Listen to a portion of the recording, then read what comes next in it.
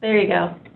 Okay, for folks joining us this evening for the finance meeting, we're going to get rolling in a couple minutes. Just waiting on Councilmember Gully and the mayor. Thank you.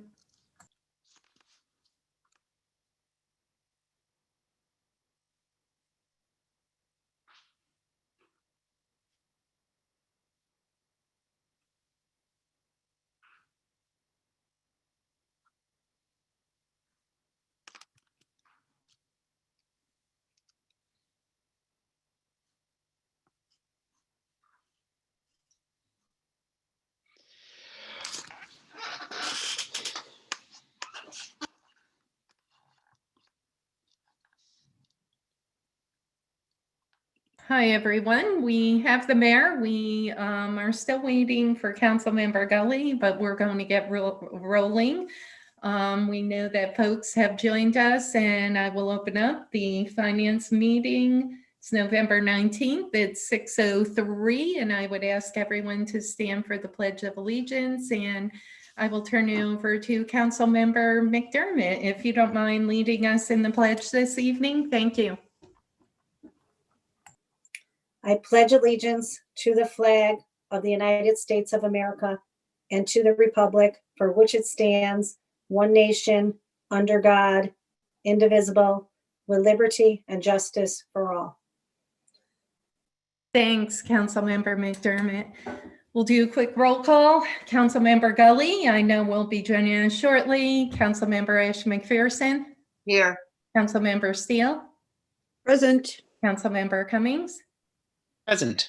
Councilmember Zalewski. Here. Councilmember McDermott. Here. Council President Mantello. I am here. We have 6 here, 1 absent so far. We also have the mayor. We have the deputy mayor, Mayor Madden, Deputy Mayor Monica Kuzieski. We have Ellen Walther from Bonadillo. We have also, I believe, one other, Joe Hero from Bonadillo. And we have our comptroller, Andy Petrowski, who will be giving us a presentation in a couple of minutes. Real quick to go over this evening's agenda. We have a few ordinances, couple of resolutions, and most importantly, we're going to go over the 2019 independent audit that Bonadillo performed for the city. And also Andy Petrowski is going to go through a third quarter financial report. So I will first ask for a motion to approve the minutes of the last finance meeting. I'll make a motion to approve. Thank you. Councilmember Zalewski, do I have a second?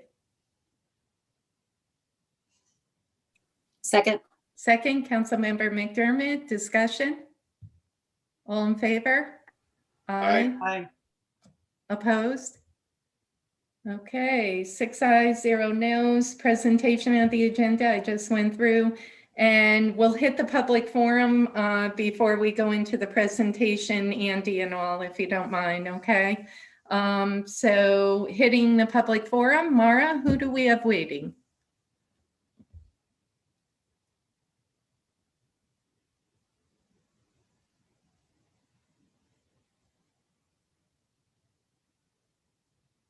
Mara? Oh, I'm sorry, I was on mute.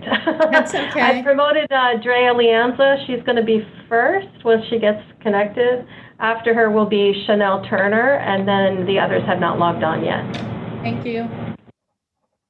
Hi, Drea. If you would like to address the council, welcome to the finance meeting.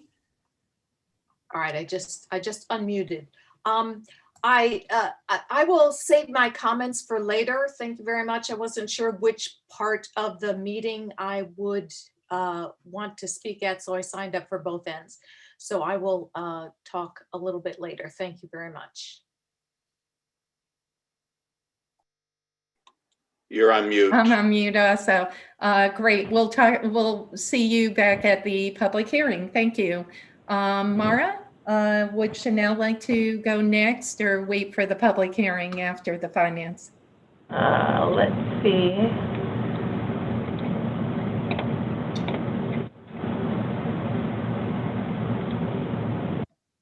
Oh. I'm sorry, I would like to wait.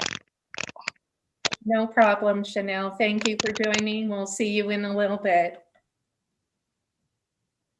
Okay, Mara, next.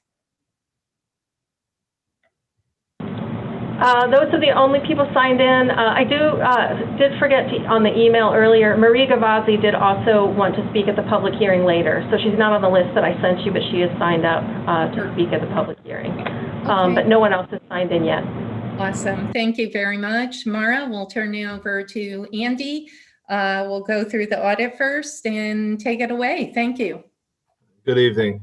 As the council president mentioned, on the meeting tonight is Alan Walter. He is a partner at Bonadillo, along with Joe Hero, who is a principal at Bonadillo. They are the two that manage and oversee the audit conducted by them. Before you tonight, as I mentioned in my email, is the financial audit for fiscal year 2019. There will also be forthcoming, wrapped up, probably it will be wrapped up before the council meeting. The federal single audit and the state single audit. The biggest piece of all three of the audits we have is the financial audit. So that's before you this evening. The resolution does reference both of the single audits. And talking with Alan and Joe, our plan is I'll send out the drafts of the single audits before the council meeting, and I can review them that evening. I do want to note one thing. This is coming later in the year than it normally does. The due date for single audits in a non-pandemic year is September 30th. That has been extended for the 2019 fiscal year. So I don't want the council to think that we're filing past the due date. That is not the case in this instance. I have to give a lot of credit to Bonadillo for the work they performed, remotely and working. In my experience in independent audit, I can't imagine doing that remotely. They were very easy to work with throughout it, and I will turn it over to Alan and Joe to go through the audit itself that was sent out yesterday. Thank you, Andy. I know most of the people on the council, but just to reintroduce myself, my name's Alan Walther. I'm a partner with the Bonadillo Group. We have, as Andy said, completed the draft financial statements reports for the December 31st, 2019 audit. Somewhere, I don't see him on my view, but somewhere on the line, I did see that Joe Hero is also on the Zoom call as well. Joe, as Andy said, Joe was the person who was responsible for completing the audit. I appreciate the kind words from Andy about us being able to get this done, but really it goes right back to Andy because we did perform the audit literally 100% remotely, and that was a pretty heavy lift for you guys to get us the information in electronic format so we could get it done. So thank you very much to Andy and the rest of the staff in the controller's office and with the city as a whole. It was a heavy lift, and we usually spend, Andy's laughing, but a long time in your offices. So thank you again. Thank you very much. So we have prepared the financial statements. I think, Andy, I don't know if you're going to share the screen or not. You can do that. I wasn't going to share the screen. I was just going to kind of go through what the reports we have. Would council members like it shared? Absolutely. I think it'd be much easier. Yes. Okay. And for the public. Thank you. Perfect. Okay. So Andy, if you want to just go to the table of contents and pop that up. Yep. Perfect. Perfect. Okay. We'll just talk about, so the table of contents, we'll just talk about what is in the report. We're not going to go through every single page in detail, but your financial report is broken into 3 sections. The auditor's report on page 1, the financial statements and the notes to the financial statements, which begin on page 4, and then the required supplementary information, which begins on page 50. The required supplementary information is required by the Governmental Accounting Standards Board. That's the body that sets the accounting rules that all governments need to follow. So Andy, if you want to go to, we'll just go right to page 1, the independent auditors report, which is the next section. Yep. So our independent auditors report, the important information here is that the second paragraph right there in the middle of the screen, management's responsibility for the financial statements. The first sentence there, which I'll paraphrase, management is responsible for the preparation and fair presentation of these financial statements. All we're saying there is that the financial statements are yours. Even though we assist in the preparation of them, the financial statements are the city's. Our role is to audit them and give our opinion on them. So the next section, excuse me, auditor's responsibility. Our responsibility is to express opinions on these financial statements based on our audit. And then the next page, Andy. Yep, right at the very top of the page, the auditor's responsibility. An audit involves performing procedures to obtain audit evidence about the amounts and disclosures of the financial statements. So what we really do, it's a combination of 2 types of audit procedures: control tests, where we test transactions through your system, and then substantive tests where we test dollar balances. And then our opinions are right there in the middle of the page.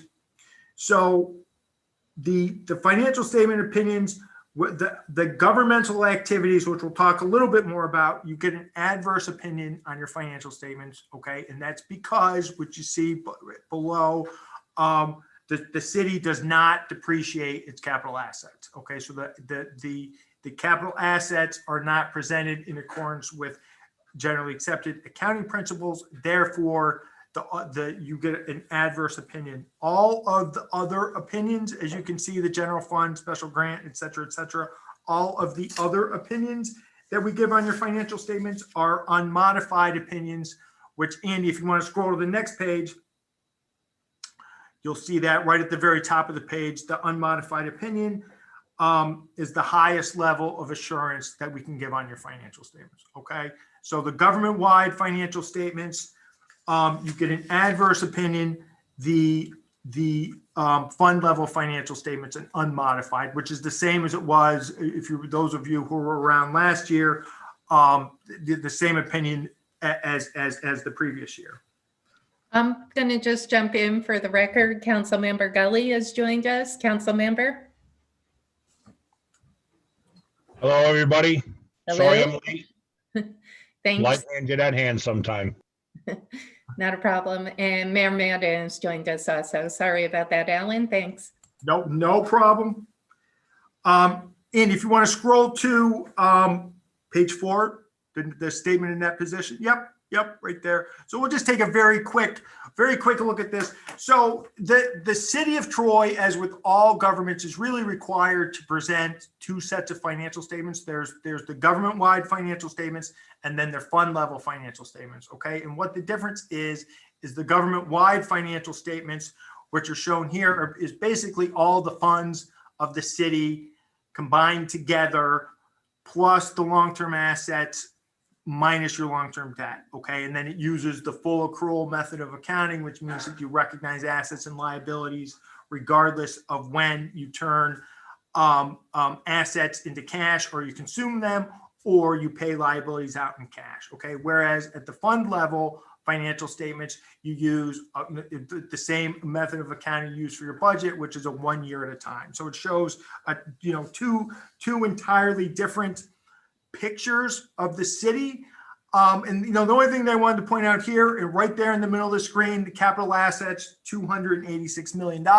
Again, those are shown without depreciation. And then Andy, if you scroll down a little bit further, the only other thing that I'd like to point out here as well, keep going in the long-term liabilities. Right there, the other post-employment benefits liability, which you see $201 million. What that represents is an actuarially calculated estimate of the city's liability to pay health insurance for its retirees, okay? So Andy, let's move on to. Before you move on, do council members have any questions? I figure we'll do it part by part. Absolutely. Awesome. Any questions? Okay, thanks. Let's go to the balance sheet, Andy, which is page 6. Yes. Yep. So the balance sheet represents a snapshot of the city's financial position as of a date and time. So this is as of December 31st, 2019. You can see across the top of the page the various funds that the city operates: the general fund, the special grant fund, water, sewer, et cetera, et cetera. And this is presented using the same method of accounting that you use, a modified accrual method of accounting, which is the same method of accounting that you use for your budget. So the highlights here, I'm going to talk mainly about the general fund as the primary operating fund, but feel free, again, any questions that you may have to jump in, and we'll talk about the other funds as well. Your general fund total assets, $42,601,000. Andy, if you want to scroll to the next page. Your total liabilities, $21,486,000. You have deferred inflows, deferred taxes of $2.5 million. That just represents the taxes that you don't collect within 60 days of year end. And then the accounting formula is assets minus liabilities minus deferred inflows, brings you to fund balance. And you can see right at the bottom of the page, the fund balance for the general fund is $18.58 million, of which is broken out into various non-spendable, restricted, assigned, unassigned balances. Okay. While we're here, you can see that the water fund has a fund balance at the end of the year, $5.6 million. Sewer fund, $900,000. Garbage fund, which was new for 2019, $615,000. Debt service, about $4 million, and capital projects, about $200,000. Okay. Any questions on the balance sheet? Okay. Let's scroll to page. Let's go to page 9. Yeah, the next page, Andy. Which is, so this is the statement of revenue, expenditures, and changes in fund balance for your governmental funds. So this shows the revenues and expenditures for each of the funds. Again, we won't go into any detail. We'll actually look at some of these numbers. I guess versus the budget, it's really the same information, but maybe a little more relevant to see how you did versus the budget. But you can see here, if you scroll all the way to, they're hidden, at least in my view, Andy. There we go. I just slid. You can see, the total revenue is way over in the far right column. Total revenues that were taken in by the city as a whole, almost $102,000. You spent $118 million. A net deficit of, before other sources of $16 million, which you can see that was primarily because of the capital projects fund. And then you had other financing sources of $14.7 million for resulting in a net deficit of $1,354,000. Okay. And then you can see across the, the various, the funds, the operations for each one. I was going to go from here, Andy, all the way to the budgets. So if you want to scroll to the general fund budget comparison, is page 50. We're just skipping.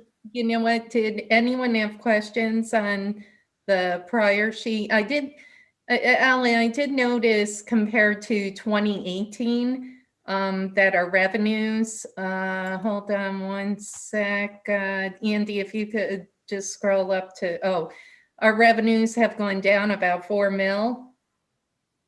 It was 105 in 2018. Okay. And now it's 101. What was the substantial I do see state aid. We received 16 mil in 2018, 14 mil in 2019. Looks like federal aid substantially lower. I wonder why.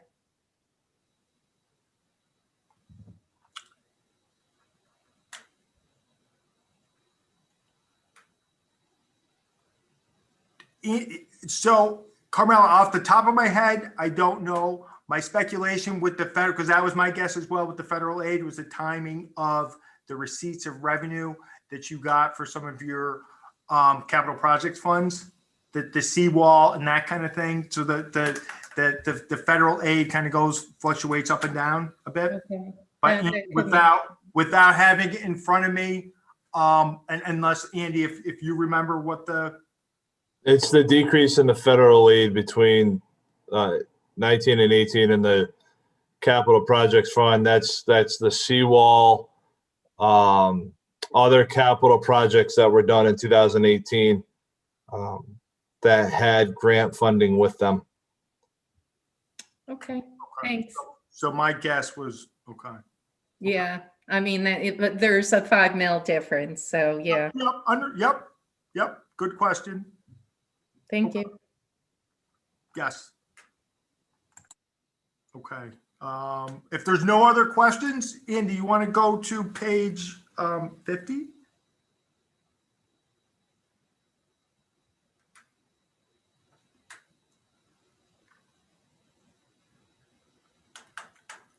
And yes, thank you.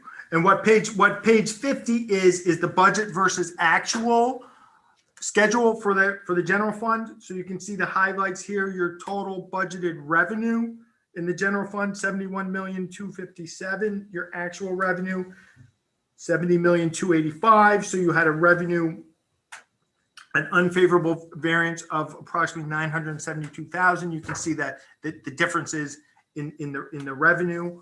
Your expenditures, total budgeted 73,253,000. Your actual was 70,137,000. You had encumbrances, which are carryovers to 2020 of 117,000. So you had a net favorable variance in your expenditures of 2,998,000. So the net results of the year is at scroll down a little bit more. Yep, there you go. The net change in fund balance shows your net results for the year. So in the general fund, you had budgeted to use $701,000 of your fund balance. You actually grew your fund balance by 118,000. Net of the encumbrances of 117, you had a net favorable budgetary variance of 702,000. Okay. Okay. Do council members have any questions on any lines on this page? I was looking 2018, we have 1.1, but we had more of a deficit in the fund balance, in the encumbrances, I should say. So, okay. Any questions? Okay.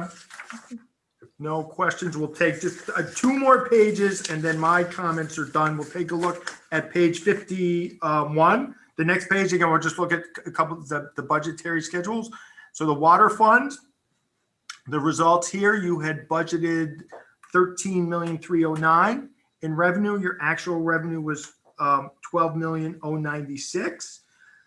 So you had a shortfall of 1.2 million. Your expenditures budgeted were 11,101,000. Your actual expenditures were 10,135,000. So you had a net favorable variance of 965,000.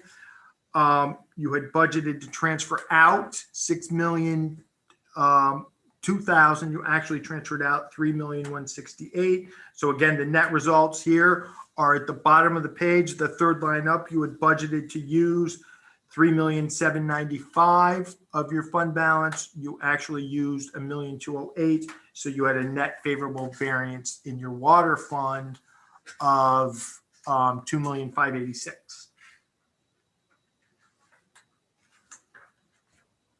Any questions? Okay.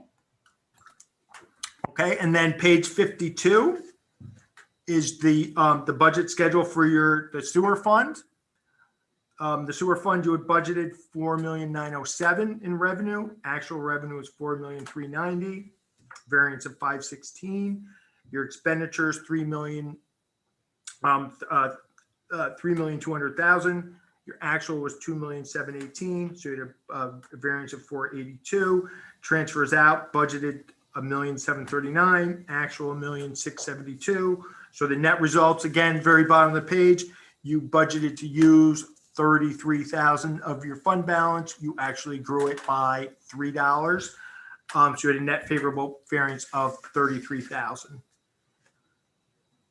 That is the extent of my comments. I know I went through things pretty quickly. It's a big report, but I'm hoping that I hit upon the information that's important to the council members. But certainly, if there's anything else that we can, any questions, we're glad to answer them. I would just ask overall, what, obviously, we will begin the single audits next week, but what's your overall assessment? I mean, they look very comparable, minus like what I said earlier, but overall assessment? The results versus the budgets were favorable.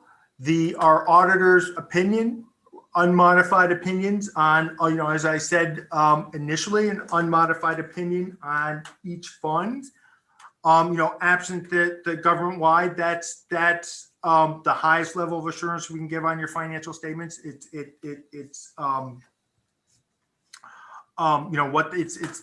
the opinion that all the users, the bond rating agencies, the state controls office, et cetera, look for. We had no audit adjustments either. So, I think the overall results favorable for the year. Okay. Does Councilmember Andy, do you want to add anything?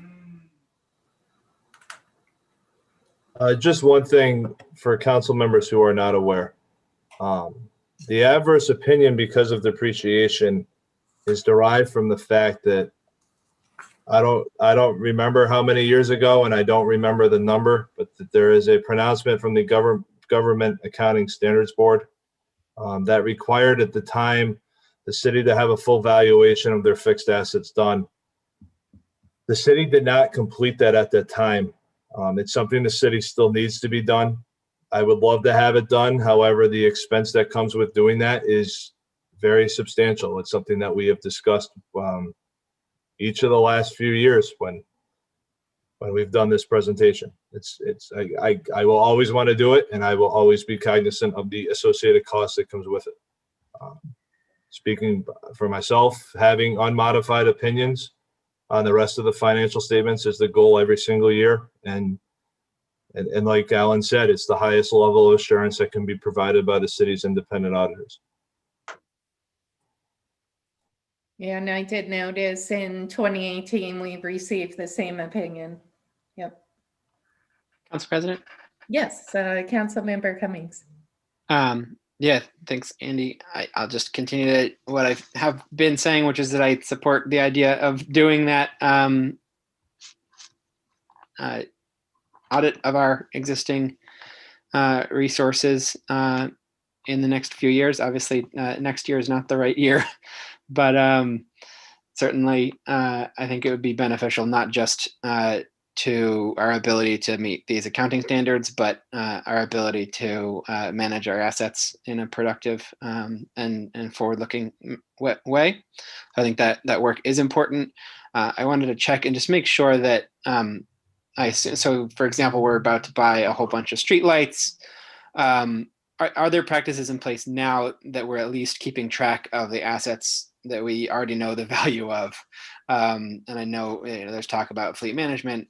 I think it seems like the main hurdle and what we're going to have to hire someone to do is the valuation of the streets and the water lines. Is that correct? Correct. Alan, correct me if I'm wrong, but that's where the crux of it is. It tends to be an engineering firm. It's an engineering firm that has to come in Yeah. and assess all the city infrastructure itself. That's where the cost is. Right. My office does keep track of all fixed assets that are purchased in a given year. It is something we have to report on to the state in the annual update document, and then Bonadio reviews that as well. Without getting into too much detail, but just it's very preliminary. We actually had a conversation this week about looking into fixed asset software, which would continue to move us in the right direction. We can do depreciation in software like that. The problem is in regards to the audit, if we do depreciation on the new assets, it's not going to get rid of that adverse opinion. It's all predicated on the infrastructure analysis that needs to be done. But we are, we do, so to answer your question, we do track it now. And we, like I just said, we are in preliminary stages to even better our ability to track it.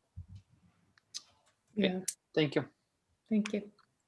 Thank you, council member. Any other questions? And I think you hit the nail on the head with the expense. When I was at Canal, they undertook this, and it is very, very expensive. But it's something, like you said, that we have to invest in. Further questions? Okay, Alan, Joe, did you want to add anything on this? I'll just echo Alan's comment, thanking Andy. We go back and forth a lot with Andy, and he puts up with us, our requests, and he did a great job uploading stuff, providing boxes of copies of stuff. But yeah, it was a different kind of audit this year. Hopefully we get back on track in 20. I know you're out to bid, but it's been a tough year all around. So hopefully we get back on track. We can do our audits the normal way again. Yeah, I don't think that's happening too soon, but hopefully light at the end of the tunnel after the first of the year. Yeah. May I ask, I know that Bonadio works with several municipalities across the state. What, in general, are you guys finding? Do you find us in sync? Obviously, many of us have similar problems, similar concerns, revenues, COVID, economic shutdown. But did you find anything in the audit that, obviously, you looked at 2019, but you're working with Andy on quite a bit of basis. Is there anything that we aren't hitting that maybe other municipalities are, guys? I mean, the depreciation, right? Most of our other municipalities are depreciating, able to get an unmodified opinion. Otherwise, operationally, I mean, we talk to Andy a lot. We talk to our other city clients across the state a lot. Everybody, especially right now, is struggling with the same issues, the extra COVID expenses, the question marks over state aid, the declining sales tax because the New York State was on pause and we remain on pause, and trying to struggle, matching declining revenues with the services, right? The city still needs to provide public safety and all the services that the citizens expect, and trying to manage those two contradictory things to provide to the city. But we talked to Andy, talked to him, as you developed in budget, and we think you guys are moving in the right direction. Cool. And certainly with the MAC debt about to expire, that should certainly help us in terms of our revenue, et cetera, and our fiscal situation. Yes. Did council members have any questions before Bonadio clicks off? Okay, No, we're good. thank you very much, Alan and Joe, and thank you again. Thank you. Like Andy said, very challenging. Zooming conference calls, I can only imagine. So thank you again. Thank you. Thank you. Take care. Yep, bye-bye. Bye. All right, Andy, I will let you get the third quarter up and going.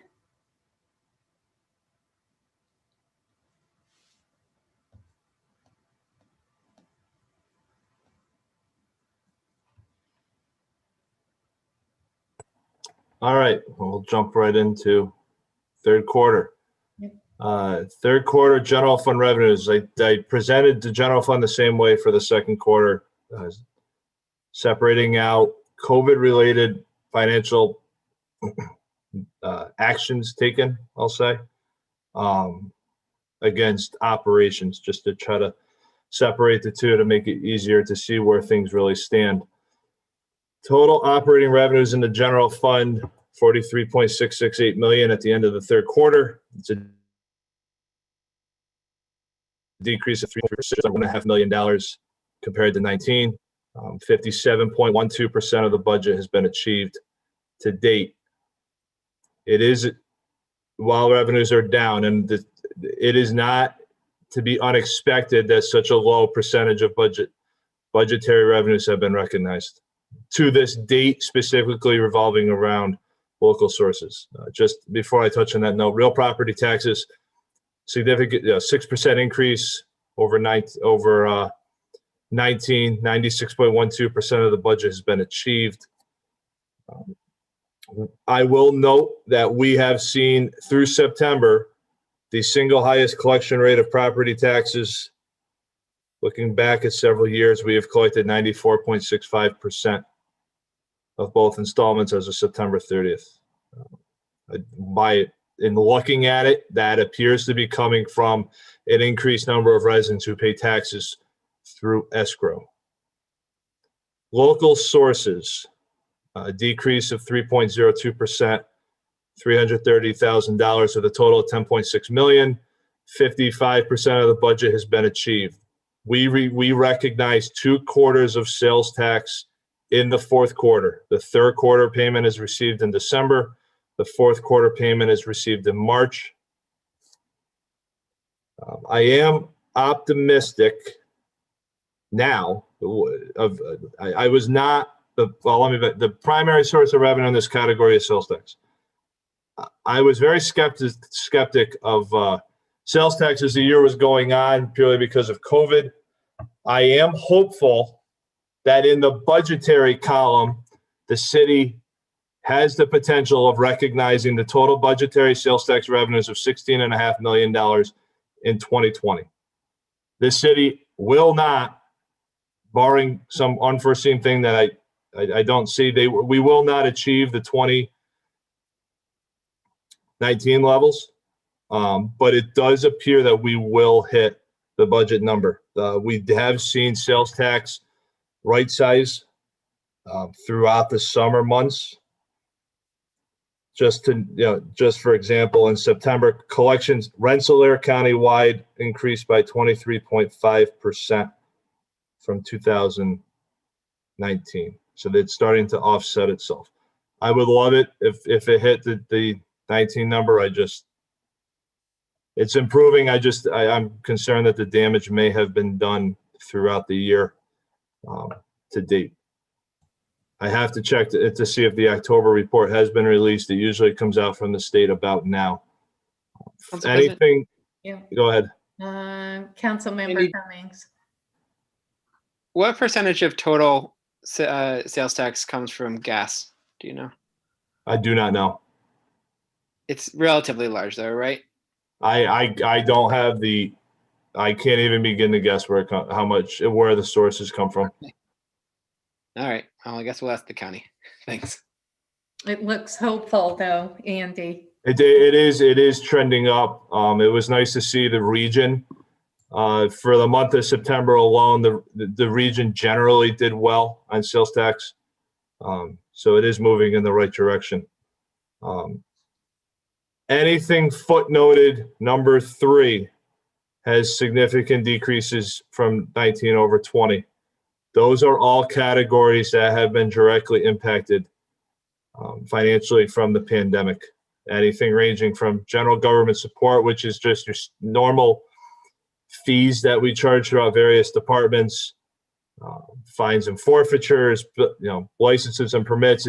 Everything is still, a lot of the footnotes of COVID impact from the second quarter translated over to the third quarter report.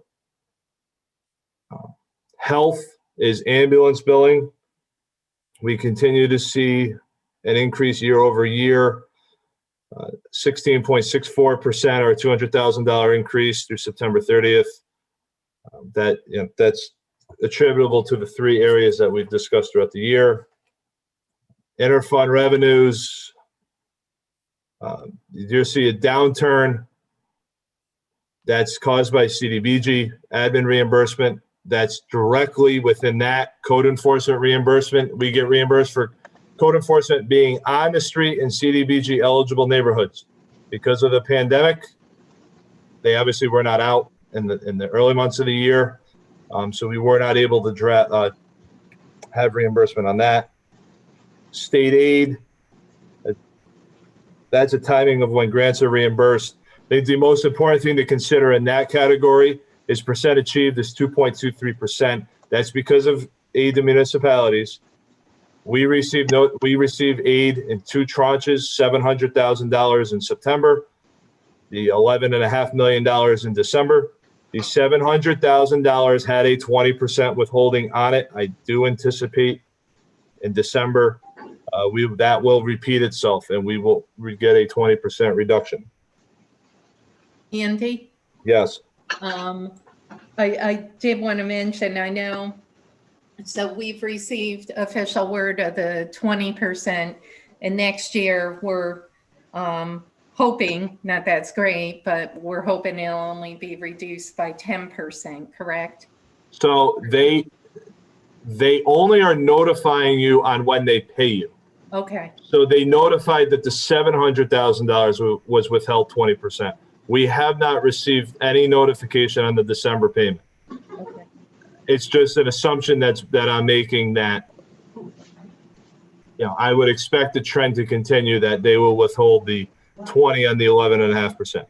The 2021 proposed budget has a 10% reduction in it, merely because I don't really know. It's really unknown what they will do, because state aid is predicated on the fiscal year budget that'll be adopted by the state in spring 21. So it could not be, and it could be. So the decision was made, to middle what we saw this year in comparison to prior years. As we had discussed in the budget hearing, I contacted every possible person I could think of to just go through that thinking with them. Bonadeo was one of them. The state was one of them.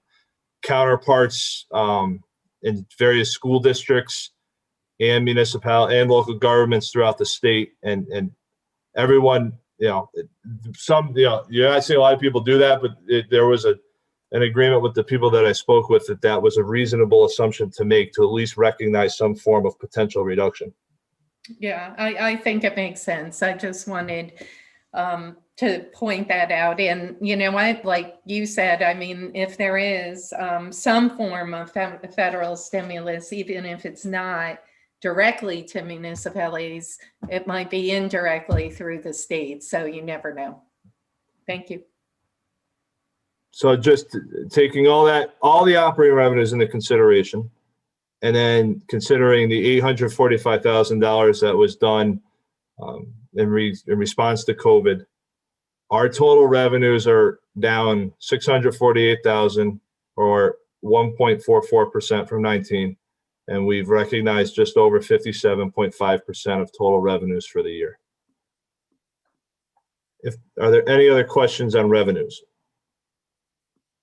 And Andy, I believe also the majority of our revenues come in toward the end of the fourth quarter, correct?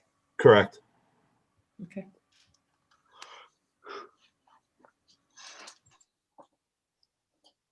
Moving to expenditures. I'll work my way back up and then down. Similar to the same fashion, operating expenses, 47.3 million at the end of the third quarter, a decrease of 841,000 or 1.75%. 64.34% of the expenses have been recognized in comparison to the budget.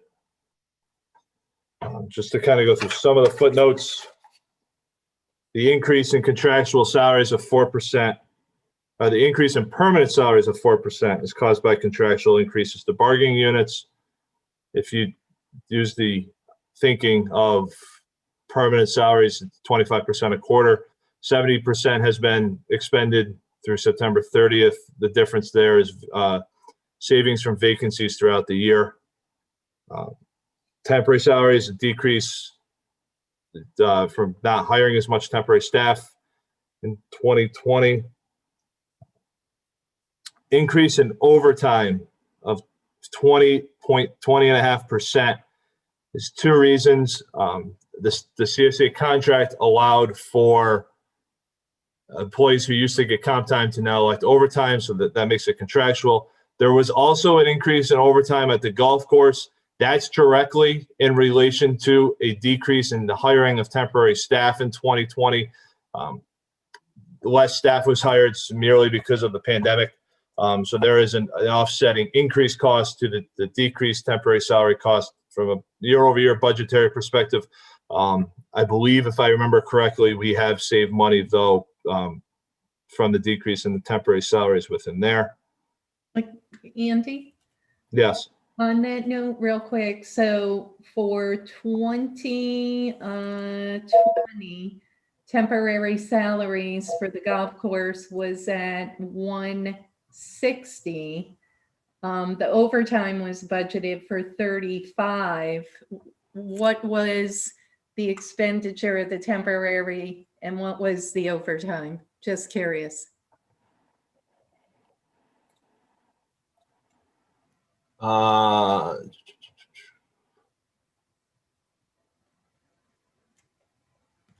As of September 30th, temporary salaries in 2020 were 67,000. Overtime was 36,000. That's 20, though. Okay.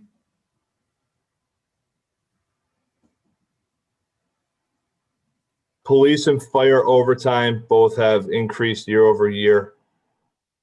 That's for both are incident and contractual driven. Materials and supplies, it's a decrease of 17.33%. As we've discussed, that is driven by primarily salt in the mild winter conditions.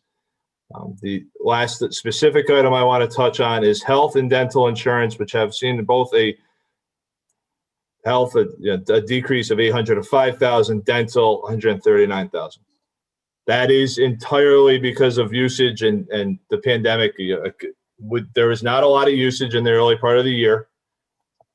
I will note, though, just an example on usage. There was a substantial I want to say, 1 month alone in the third quarter, health insurance bills totaled somewhere between $1.3 and $1.5 million. That's 1 month. So it is extremely, extremely volatile. It's all based off of usage. And as I've always said, it's something we keep an eye on weekly as we get the invoices in. Wow. When considering the contingency that we set aside in relation to the pandemic of a little over $3 million, we've expended 61.81% of the total 2020 budget. Are there any other questions about general fund expenditures?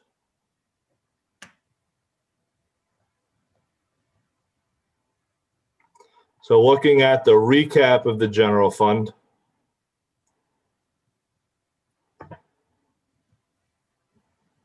The total operating surplus deficit is $3.6 million at the end of the third quarter. It is not unexpected that there is a deficit. In 2019, it was just under 3 million. So operationally, it has gone down 651,000. But when considering the actual revenues, the contingency is just a budgetary movement. When considering the actual revenues of $845,000, the general fund is in a better financial position of just under $200,000 as of September 30th. Where we end the year, it's all predicated on the fourth quarter, specifically sales tax and state aid. We monitor spending. We continue to. That budget reduction that was made earlier this year is evident tonight with the transfer. We are not touching that contingency account for COVID. So all transfers that are being done either through the regular contingency or other departmental savings. But I wish I had a better answer if it's asked. I figured it would. I really cannot provide a clear idea right now, even though it's the middle of November, of where we will end the year. And again, that sales tax number in March will be the driving point of how this year ends up.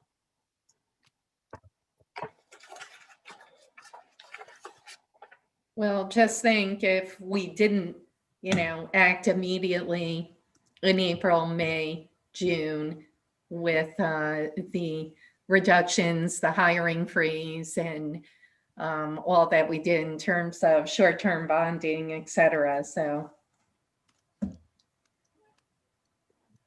The last note just to make on the general fund, we did issue the revenue anticipation note. We close on that on November 25th. We did get a favorable interest rate as part of the closing, but we do have, and this is just a balance sheet cash. There's no operating statement impact to it for 2020, but we will have $3.3 million in the RAND. It is going to sit in the bank account by itself. And in a perfect world, we will not use that at all and pay it off when it comes due next year. But we do have emergency cash funds available. Council President? Yes, Councilmember Cummings. Andy, can you tell us what that interest rate ended up being and what the total interest will pay if we pay it back next year in full? Total effective interest rate, which is net after the premium, is somewhere around 0.65%. It did tick up slightly from the bond anticipation note that we issued in September. But in talking with bond counsel and fiscal advisors, they said that that's a rate you should be very happy with. Yeah. It's a good rate. I want to say interest, I don't remember the interest amount off the top of my head. But effectively 0.65%. No, because yes, after the premium, yes. Between all the costs for the financing and the interest, it ends up being that we pay about 0.65% more. No, the cost of issuance are separate from that. The effective interest rate is just the coupon rate, the coupon rate, which is what's listed on the note, less the premium that's received. Okay. What is the cost of issuance? I don't know that off the top of my head either. I want to say it was, if I were to, this is just a guess. I think it was somewhere probably around 15,000 maybe. Okay. Thank you. That's both for fiscal advisors and Bond, Shenick, and King. Great. Sounds okay. Good. If there's not any other questions, are there any other questions on the general fund?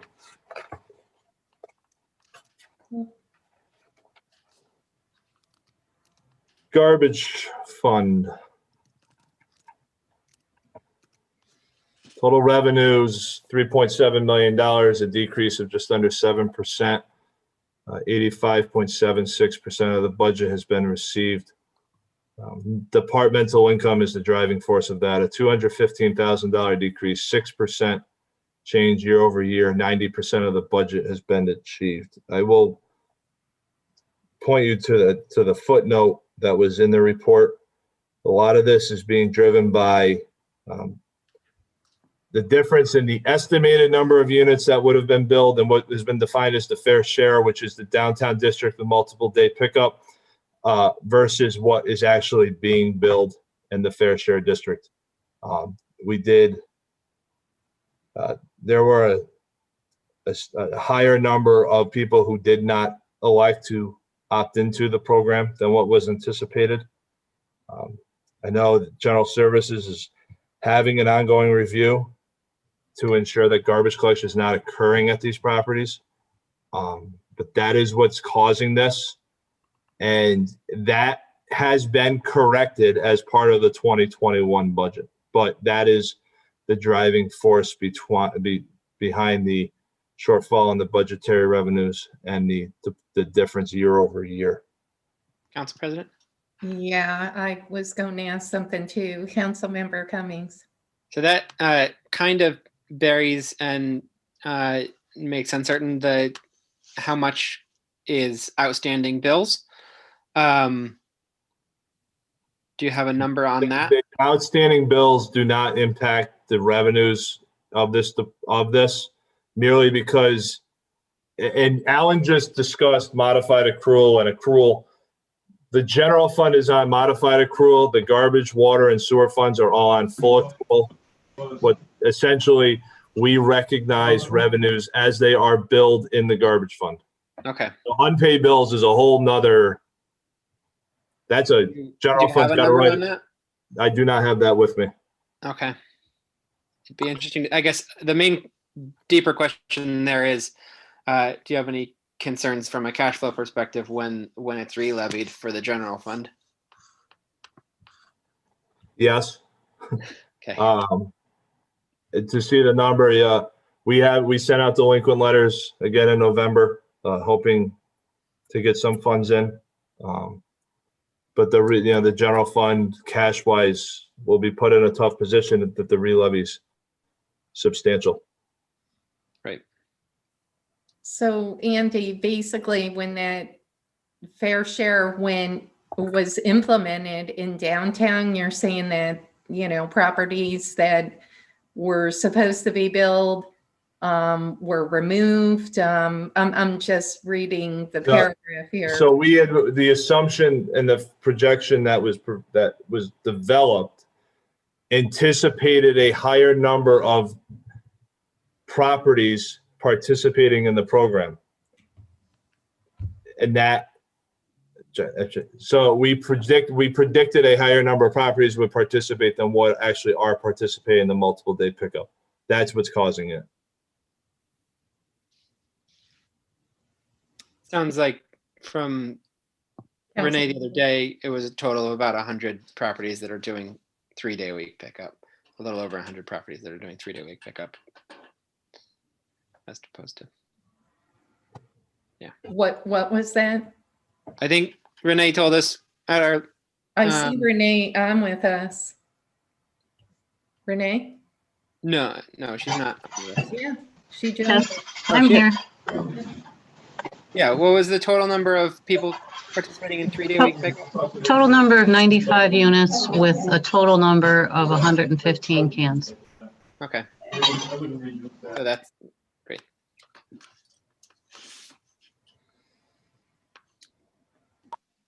Council President? Yes, Monica. Yeah, there was also a delay in billing. We opted to only bill the commercial tenants because of the restaurants and the storefronts that were obviously closed during the pandemic in the early days. So they did not receive a bill. Obviously, they didn't even generate trash at that point in time as well. So there was they did not get billed for the entire year as well too. So that would also result in a decrease of revenues. Is there any way to try to recoup this, or do we have an idea how many were getting picked up maybe that, weren't being billed, or we just don't know that number?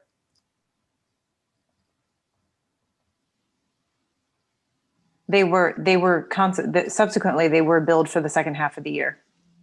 The residential were billed full year, and then the commercial pickups were billed a half a year for their pickups, obviously, because they were not generating trash. And when I say commercial buildings, I'm talking about commercial storefronts,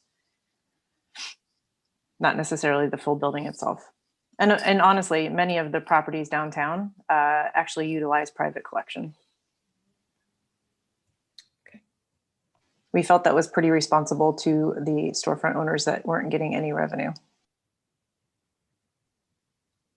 Anyone else have questions on that?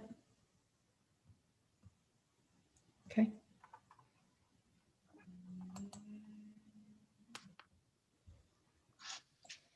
I will move on to garbage fund expenditures. Total expenditures, $2.726 million, 11% increase year over year, 62.84% of the budget has been expended. Primary driver of that is in permanent salaries, which translates over to actually the percentages at the bottom, $141,000 increase in year over year, but only 66% of the budget has been expended. There's been multiple vacancies throughout the year in the garbage fund, which caused only 66% of the budget to be expended. The increase is there was a right sizing of staffing done as part of the 2020 budget to mirror what was going on in operations. There were, prior to that, employees who were working in sanitation but being paid for out of other departments, so that was corrected in 2020. Tipping fees, $708,000 at the end of the third quarter. 68.86% of the budget has been expended, just under 10% increase year over year.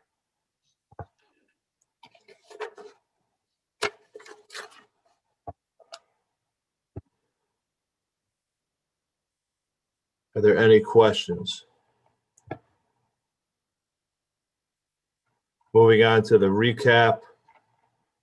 As we sit here at the end of at the end of the third quarter, there was a surplus in the garbage fund of $995,000.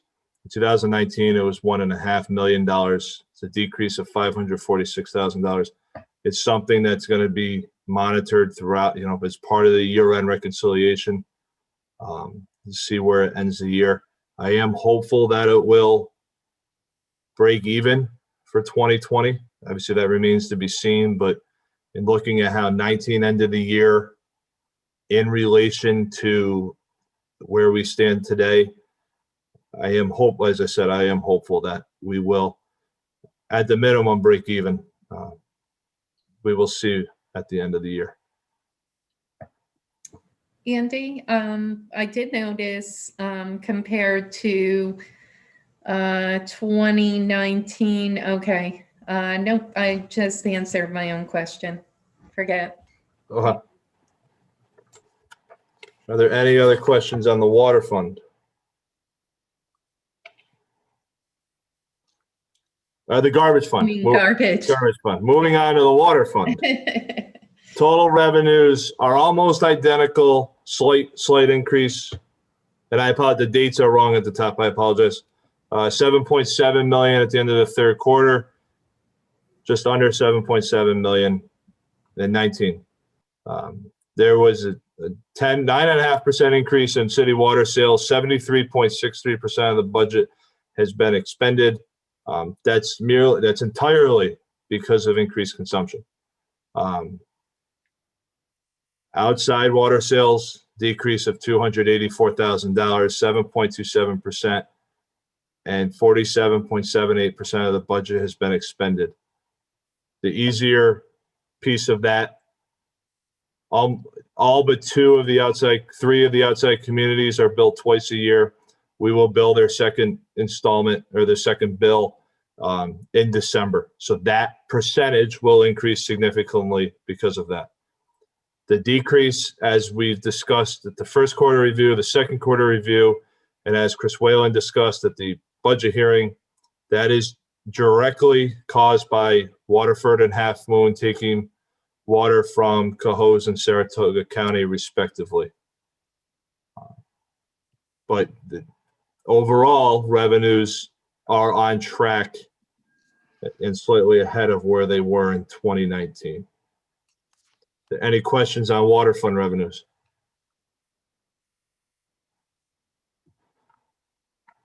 Water fund expenditures. $6.773 million, just like revenues, a slight decrease, so a benefit to the city, 0.65%, 45.89% of the budget has been expended.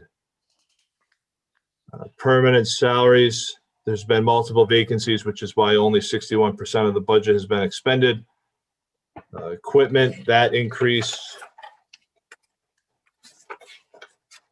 for the purchase of water meters that's occurred in 2020 as opposed to 2019 at the timing of when they were purchased.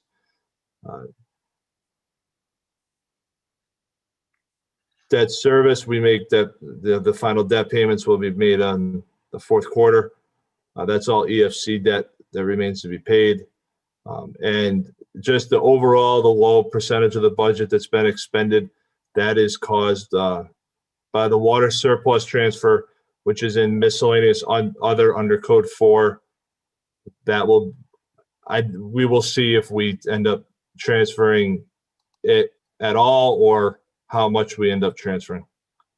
We will see how the water fund ends the year and the general fund ends the year, and then analyze the funds from there. Any questions on water fund expenditures?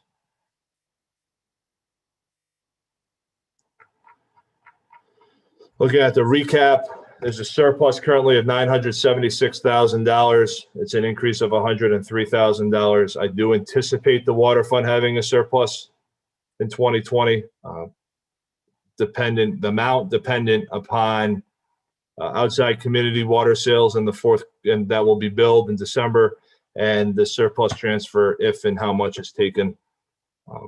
That will, and the surplus transfer will not be decided until April of 2021, once all the accounts are reconciled as part of the AUD filing. And last but not least, the sewer fund increase of $175,000 or 5.21% year over year. Increase driven by increased sewer charges. Sewer charge equals the water, the sewer rate equals the water rate. So there's a corresponding increase there. We'll see how fourth quarter billings go. I'm hopeful that they follow the trend for the year and we hit the budget number. We will do all the final billings in December. Sewer fund expenditures, 12% increase or $182,000 for $1.7 million. That increase is caused by work done as part that's in consultant services. As you can see, the increase of $216,000 specific to that account. Only 33.21% has been expended because of the CSO transfer that is done as part of the year-end reconciliation for the AUD and then the audit. And then the sewer fund, we say here today, because of the outside consultant work that was done, there is a very, very small decrease when you look at the total revenues and expenditures of $7,100. But there is a $1.8 million surplus there. I do expect that the transfer for the CSO project will at a minimum be made to the full amount that was budgeted for. Obviously on the agenda tonight is the transfer for the repairs for the sinkhole. I'm still hopeful that we'll make that full amount of the transfer. Are there any other questions?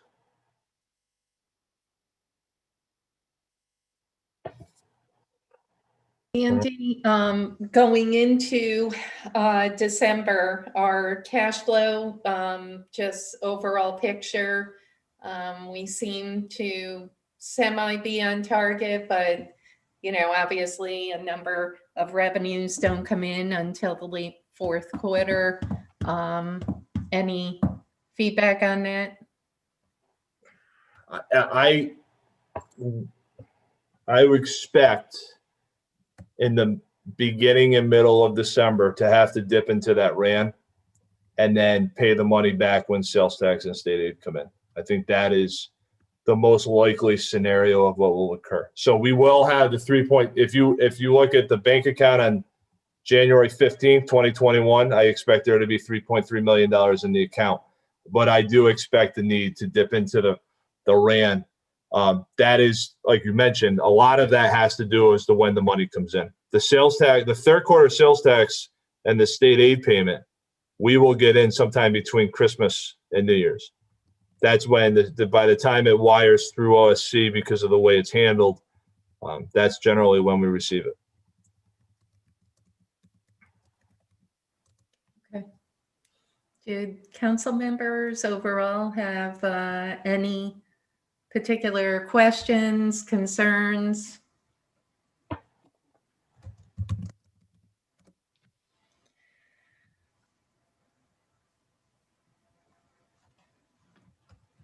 Okay, Andy, thank you. Oh, hold on. Sorry. Okay, we will roll into the agenda. I do know that we have a couple of folks who are here for the public hearing on the budget. I would just ask you to be patient. I don't anticipate the finance too long. If it does appear that the finance is going longer than anticipated, we'll regroup and potentially break open the capital budget or the public hearing for the budget. But I'd like to just get rolling. We should be okay, but who knows? Sometimes things arise. So please be patient, but we'll go right into the legislation. Okay. All right. Let me just get situated. Thank you again, Andy. All right. We have no local laws. We have ordinance 90. Oops. I opened up. Sorry. I'm switching screens here. I apologize. November 19th. I opened up next week's finance meeting. I don't think we want to go there. Okay. I think it's 87. Yeah. I was just going right into the budget. Okay. No local laws. Andy, thank you again. I know you put a ton of work. Thank you to you and your team. Just a ton of information, and the reports are just second to none. Thank you. All right, ordinance 87, ordinance approving settlement of tax certiorari proceeding instituted by 700 River Street Associates LLC on the assessment roll of the City of Troy. Council President Mantello, at the request of the administration, do I have a motion? I'll make a motion. Motion, Councilmember Zaluski. Do I have a second? Second. We have a tie by Councilmember Gully, seconds, and Dan Vincelette is with us. And Dan, you want to go into this quick? Yeah, this is a very, very simple settlement. What this is it's a very small auto dealership at 700 River Street. The parcel's about 1/3 of an acre, 2,000 square foot buildings on it. It used to be Gendron Sitco. It was sold in 2018 to the current owner, who just sells, maybe he has 10 or 15 cars on the lot there. One building's used for sales, one building's a garage that's used for repairs and service. The property sold for, I believe it was $200,000 in 2018. That was the value that petitioner was looking for. There were delinquent taxes involved. Under the terms of the settlement, the $320,000 assessed value will be reduced to $225,000. The petitioner is waiving all refunds against the City of Troy. That's saves us a refund liability of about $1,300 for the year. The loss of revenue is about the same, $1,300. We had our expert look at the sales documents. We had him look at market data. He's the one who recommended $225,000 value. Okay. Questions, concerns for Mr. Vincelet? Council President? Yes, Councilmember Cummings. I don't have a concern about this particular one, but I was wondering just for these sort of certiaries that we've done in the last this year and last year, how will those be affected by the reassessment that is being discussed going forward? Are they exempt in any way from that, or because we just went through this process, or will they be included in it as well? Well, are you talking about pending proceedings right now or settlements that we've agreed to in the past 2 years? If we've agreed to a settlement, do they ever contain a clause saying, this locks in for any given time? Yeah, but by operation of law, there's a 3-year freeze after the last year that's settled by a judgment. A revaluation or update is an exception to that voids the 3-year freeze.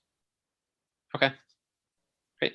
So the update could raise this and others depending on what the market says. Although obviously if market analysis just said that this is fair, maybe it won't. Right. Okay, thank you. Well, thank you, Councilmember Cummings. Full disclosure, my son, we bought his first car down at Gendron's a couple years ago, and they were a fixture in North Central. So I was kind of sorry to see them leave, but the folks that bought it actually have cleaned it up a little better than Gendron's has. And, being on the waterfront there and with the overhaul meridians and obviously the boat launch, hopefully they're part of the revitalization of that neck of the woods. So thanks, Dan. Further discussion? All in favor? Aye. Aye. Opposed? No. Okay, ayes 6, 1 no. Councilmember Ash McPherson is in the negative. Thank you. And thanks again, Dan. Yep, thank you. Yep, no problem. Have a good night. All right, Ordinance 88, ordinance amending the general fund and capital projects fund budgets. Council President Mantello, at the request of the administration, do I have a motion? Make a motion. Motion, Councilmember Zaluski, do I have a second? Second. Second, Councilmember Gully. Discussion, this is just setting up a capital projects fund for zombie properties, 65K. So I do have a quick question. Is part of this, Monica, we had talked about the property on Campbell. Is that potentially part of this or no? Depending on the cost of it, this fund could be used for that. Also keep in mind that the property is still owned by the property owners. The bank has actually taken leave of the property. So it is a true zombie at this point in time. So we're trying to fight through that process, or at least try to make sure that we declare it a true public hazard, which we all know it is. But we have to make sure legally we are all on board, and I's dotted and T's crossed on that. Okay, thank you. Further questions, discussion? All in favor? Aye. Aye. Opposed? Ordinance 88 carries 7-0. Ordinance 89, ordinance transferring funds within the 2020 SOAR fund budget. Council President Mantello, at the request of the administration, do I have a motion?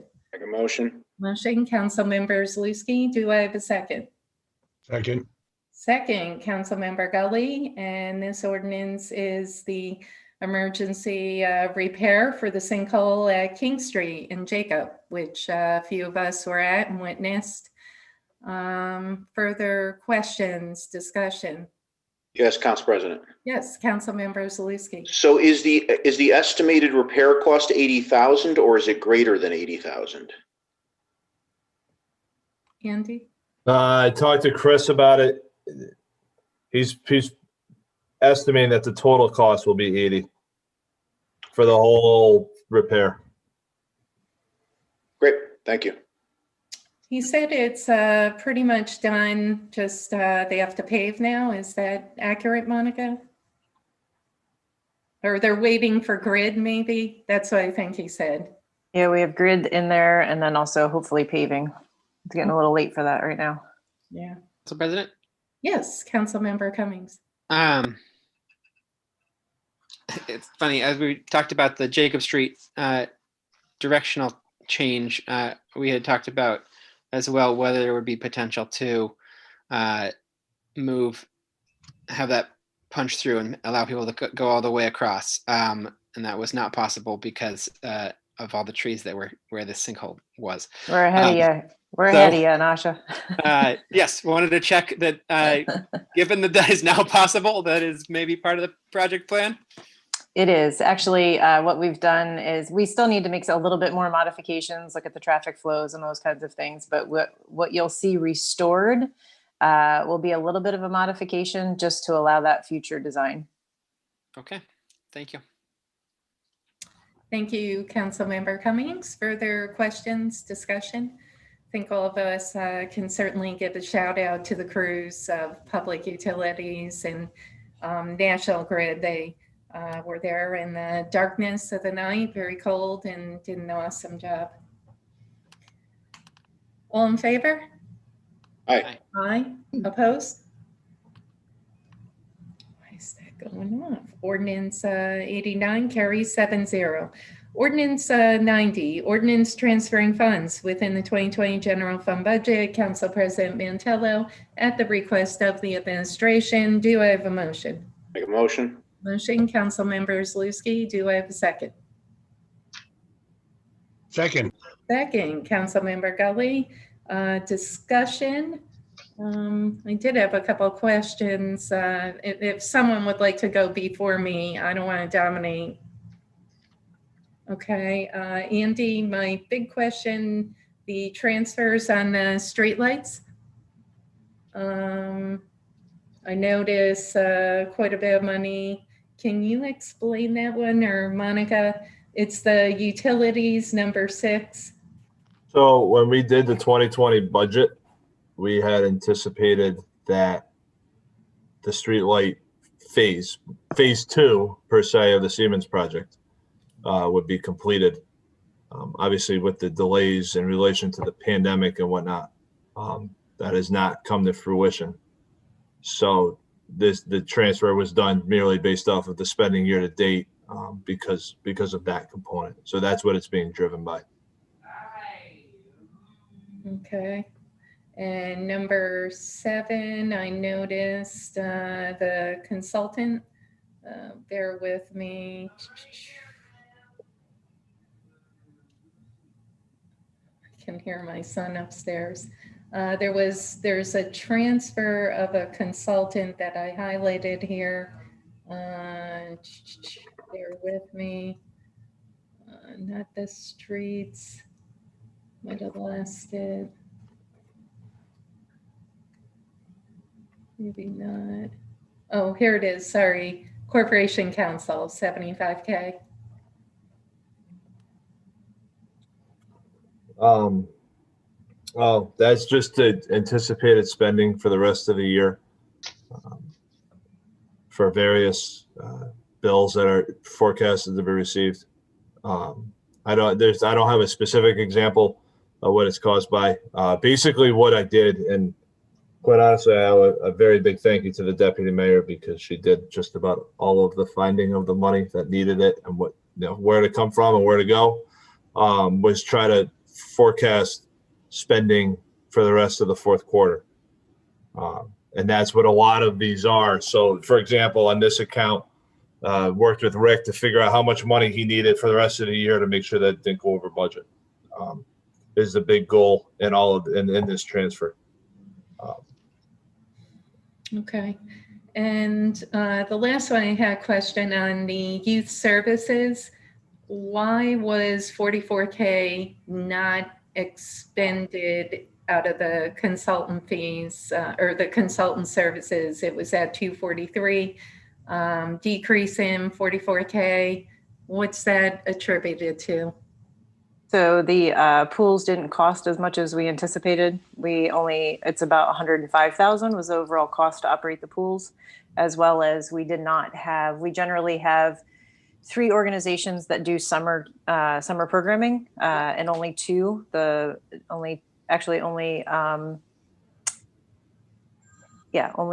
got funded for this year. Okay, all right. Anyone else, questions, concerns? Yeah, Council President? Yes, Councilmember Zalusky. Andy, just a quick question. I saw the $150,000 decrease in judgment and claims.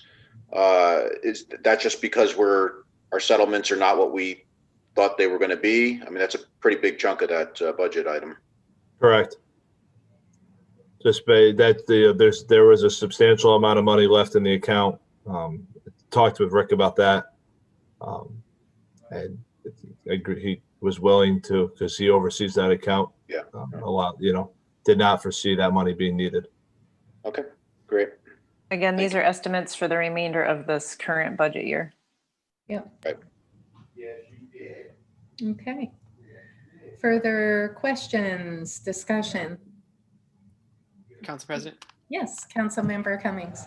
just on that, I assume that's largely because courts were closed. Were there other structural things other than courts being closed that reduced those settlements this year? I'm not sure that the settlements themselves were reduced, but it's very hard to predict a year and a half in advance what cases are going to settle when and in what amounts. Rick apologizes he can't be here tonight. Something came up late in the day, but my guess is it's just the normal variance of trying to predict settlements, not a year and a half, but at least 14 months out. Okay, further questions, discussion on ordinance 90? All in favor? Aye. Opposed? Ordinance 90 carries 7-0. Let's go to resolutions. Resolution 108, resolution authorizing the mayor to enter into a 3-year agreement with the Nyhart Company for actuarial services for the fiscal years 2021, 2022, and 2023. Council President Mantello, at the request of the administration, do I have a motion? I'll make a motion. Motion, Councilmember Zalusky. Do I have a second? Second. Second, Councilmember Gully. Discussion. Andy, you just want to go through the RFP process and thinking behind this. Thank you.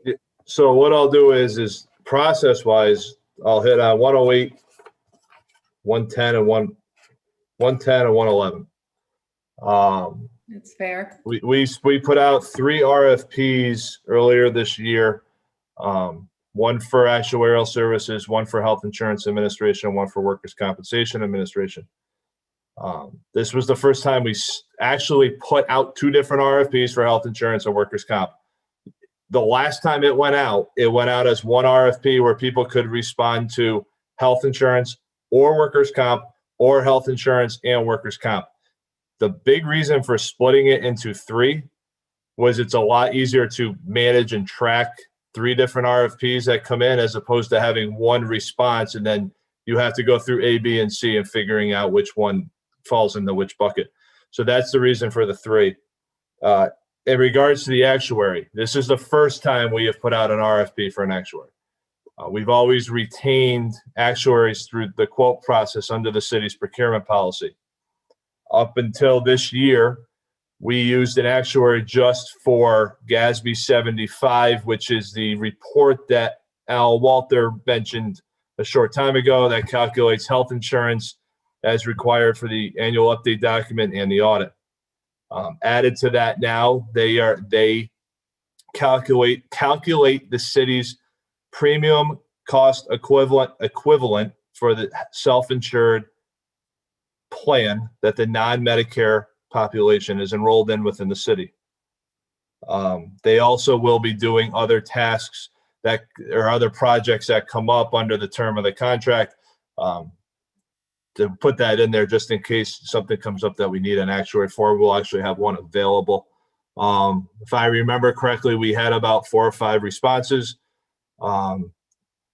Experience, cost, it came down to it. Location for this one does not play a big factor because you don't need to meet with an actuary. We send them the data, they crunch the numbers, they send them the reports back. It came down to 2 firms, Nyhart and a second firm. Both have had a relationship with the city. The city currently uses Nyhart. We previously used the other firm. Both of them were very well qualified. Ultimately, the decision was made on Nyhart, again, based off of experience, the work they offer, the quality of the work, and the cost of the services.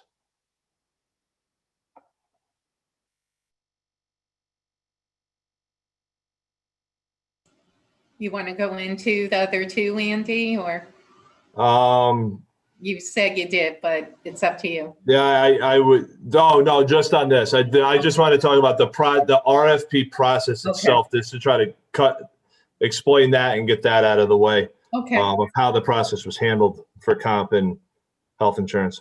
Okay. Andy, my only question is it standard to go with that 2-year extension? 5 years seems an awful long time. I get the 3-year. Is that standard?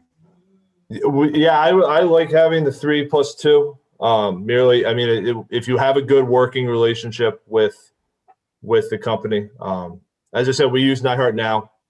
They're absolutely phenomenal. They turn information over quickly. The one thing, and the other firm that I work with is also good at it, but they're very good at dumbing what they do down to layman's terms and explaining what they're actually presenting. Their reports are easy to follow, and they're very good at answering the questions. With the GASB 75 report itself, you really want to retain on 2-year basis and have someone who's continually doing it. The way the GASB process works is year 1 is a full valuation of the health insurance plan. And then in year 2, they just update the census. And then the process starts over again. So under the procurement policy, we were not allowed to have 4-year contracts because they're capped at 3, and then you can have the extension. Ideally, to be quite honest, if the procurement policy didn't say that, this contract would have been for 4 years just to have someone to go through that whole cycle 2 times. So that's also the reasoning for having 3+2. Okay, thank you. Further questions, discussion? All in favor? Aye. Aye. Opposed? All right, resolution 108 carries 7-0. Resolution 109, resolution accepting the 2018, that should be 2019 financial audit, single audit of federal expenditures. Andy, before I read this, do we need to amend it since we didn't get the single audits and only the financial statement? That's up to the council. At the final vote, you will have the single audits. My understanding is that they are going to come. They're going to come back clean. That I can promise you. My understanding is that they're pretty close to being completed. But that's up to the council. That would just be another resolution to consider. Yeah, I just think, without having them to actually pass a resolution, accepting them probably wouldn't be appropriate. I just noticed it. So the title is the only thing wrong in terms of the 2018, but then I noticed in the first sentence, okay, that's fine, but the title 2018 we'd have to change to 2019, and I take it just take out the single audit of the Fed, single audit of the DOT expenditures, and just for now, and we could have a finance prior to the regular meeting to accept those. Only because we don't have them in hand. I'm sure they're going to be fine, but I just think it probably wouldn't be smart to pass two things we haven't seen yet, you know? Council President, Yes, Councilmember Steele. might I suggest that we pass this out of committee now? And if we have not received them by our meeting, we could amend it at that point in time? My only concern though is though we don't have them. So how do you pass something that we don't have? You know what I mean? Like It's not we don't- final passage. Yeah. We're passing it out of committee. We won't actually be acting upon it until at our meeting. By that point, we will have them in hand. It seems like a cleaner way of handling things. But how do you pass something? I mean, even if it's in committee, it's in a resolution. And I mean, like, it's a resolution saying that we're accepting 2 audits that we haven't seen. I mean, I get, and I'm not trying to be difficult, but we have the financial audit, I'm fine with that, but the 2 single audits, and if we just separate those and have a finance prior to the regular, I mean, we don't have those audits. This is legislation that we're actually saying we're going to pass, that we're accepting 2 audits that we don't have yet. We can't do that. But we will have them when we actually vote on it. But this is official. A finance committee meeting is very, very official. I mean, it's not just a ho-hum meeting. It's pretty official. I suppose we could just table it and then pass it at the finance. Yeah, Mayor, you had your hand up. I wonder in the alternative, if you just might want to pass a resolution authorizing the full council to pass it at the council meeting without a vote by the finance committee. I'm sorry, you totally broke up. I'm sorry, Mayor. Could you try to repeat that? Oh, I'm sorry. I do have a problem with the internet connection. So maybe you would entertain a motion to pass those single audit reports on to the full council for consideration and passage, instead of saying that you're accepting them and you're not accepting them. Take out the word accept. Okay. Pass the whole bucket on to the council. Yeah. That's refer. totally, That's a better word. Yep, I'll go for that. And I think maybe that's what Councilmember Steele was suggesting, because we really can't accept. So let's amend. First, we have to fix the 2018 to 2019, and we'll say resolution considering the 2019 financial audit, et cetera, et cetera. How's that? Good? Yes. Will that work? Okay, I will make an official motion. I'm sorry, Councilmember Cummings. Okay. No, I think that's fine. It's possible we'll have to amend it back to accept it later, but that's fine. We can do that. It at least the wording is appropriate, and then we'll amend it on the floor at the finance or at the regular. Perfect. Okay, so I will make an official motion to amend Resolution 109 to state resolution considering the 2019, and all else will be the same. And then we'll have to go in the therefore be it resolved that the Tri-City Council hereby considers the 2019 audits as prepared by Bonadio, and then we'll accept them at the regular meeting. How's that? Council President? Yes, Council Member. Maybe a better word would be anticipates rather than considers, because we're not really considering anything. Okay. All right. I don't know. I'm just throwing it out there.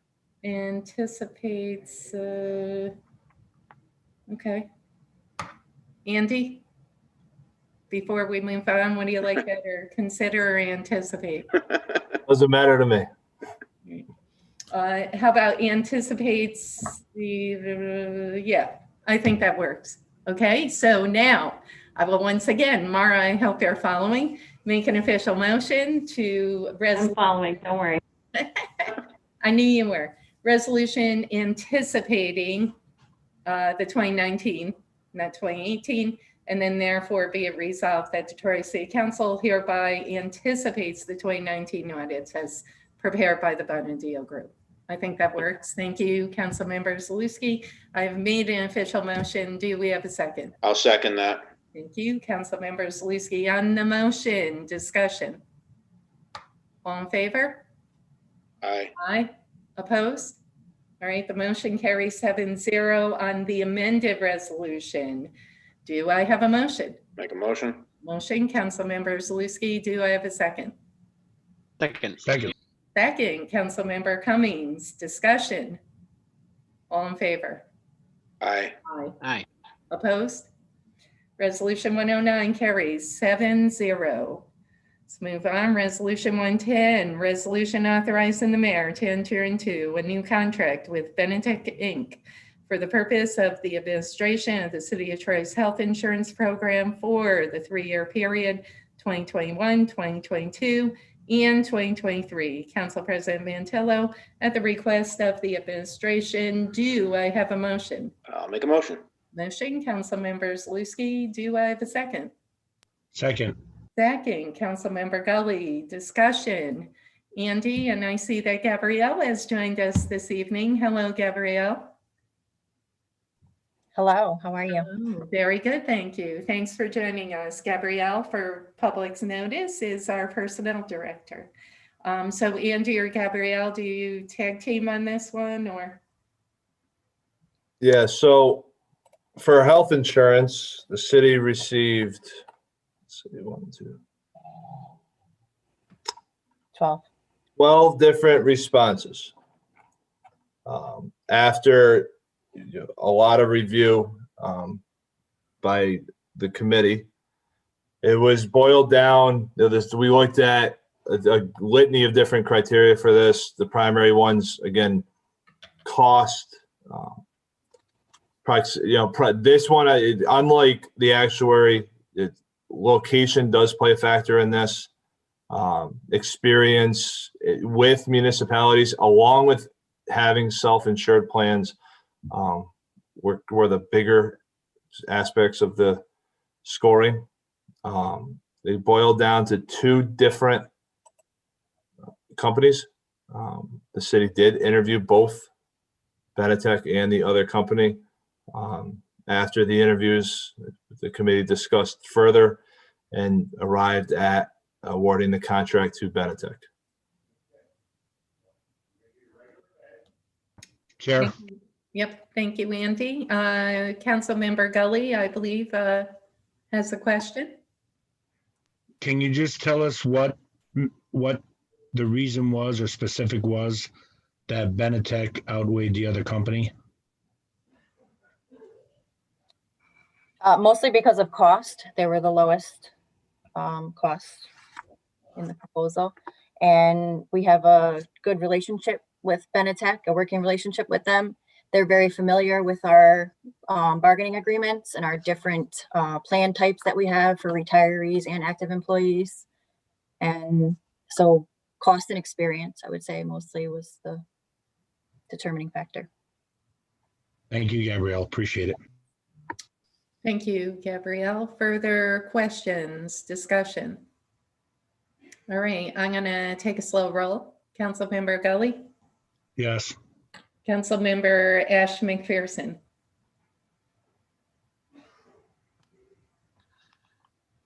Chair, yes.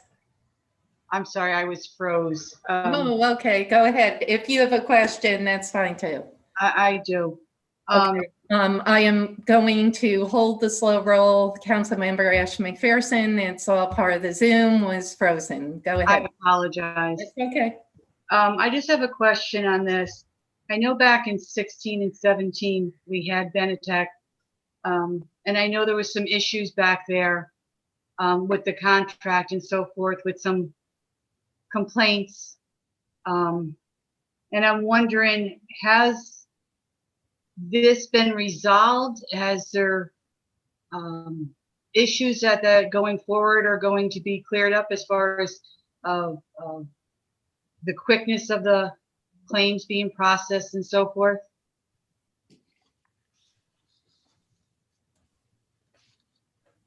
Gabrielle or? Yeah, so I'm not familiar with complaints on the health insurance side.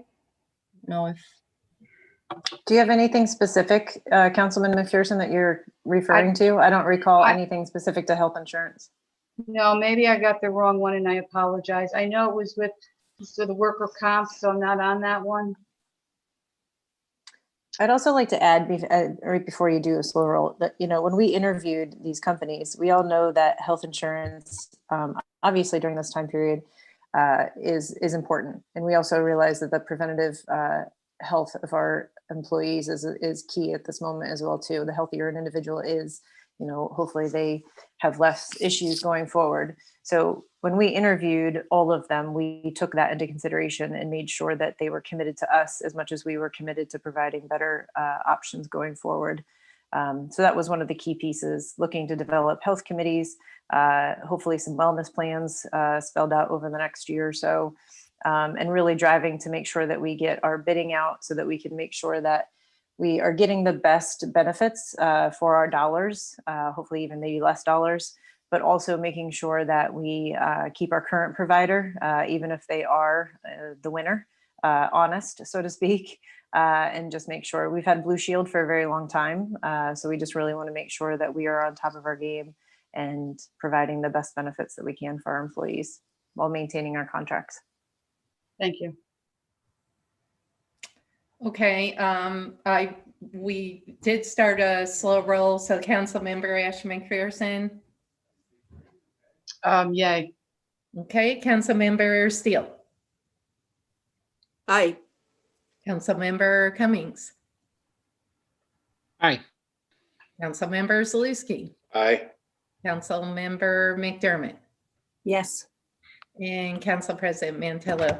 I want to, first preface this. I want to thank Andy and Monica. They spent an hour with Councilmember Gully and I this past weekend to talk about this particular contract, because I received calls primarily some police officers, members of the PBA. Each of the union heads had asked their membership if there were particular problems with Benetech.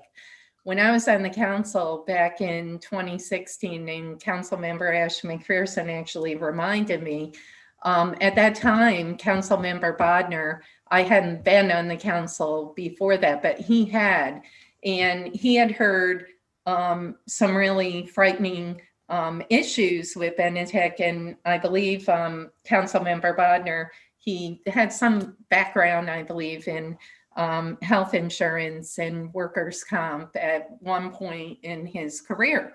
And so he kind of apprised us at that time, Benetech was less than solid.